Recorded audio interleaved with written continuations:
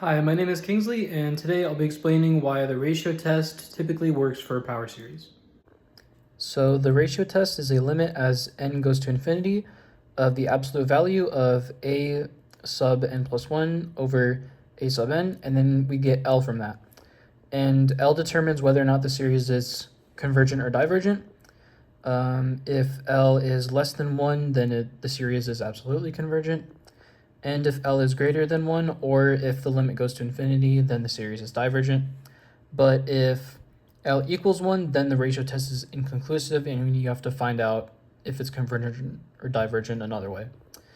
And the ratio test works typically well with power series because if we want to find the interval of convergence of a power series, the ratio test turns the series into an algebra problem that has a lot of cancellation, and you just have to know the rules of factorials and exponents and fractions, and everything comes out really neatly. And I chose example 2 from the textbook, which says, for what values of x does the series x over 3 to the power of n over n converge? And the first thing we do for this problem is set it up in the ratio test form. And so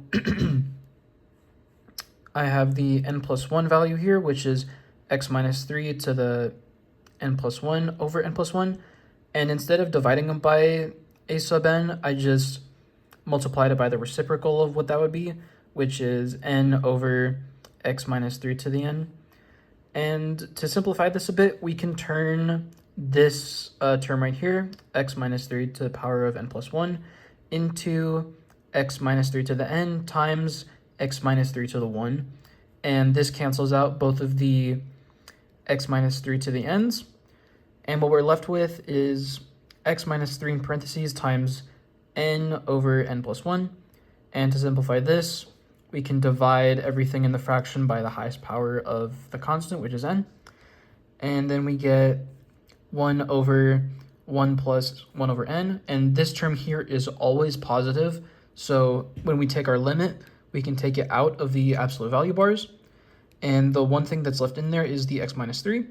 And as n goes to infinity, 1 over 1 plus n over 1 over n simplifies to 1. So the one thing that we have is the absolute value of x minus 3.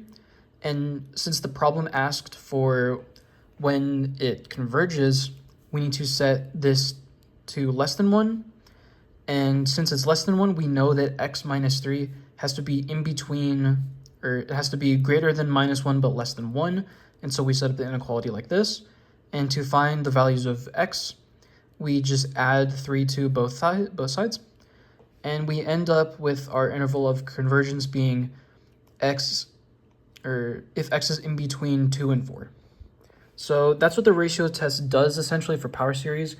It just makes it a very simple algebra problem where you cancel a bunch of stuff, so you're left with a really simple final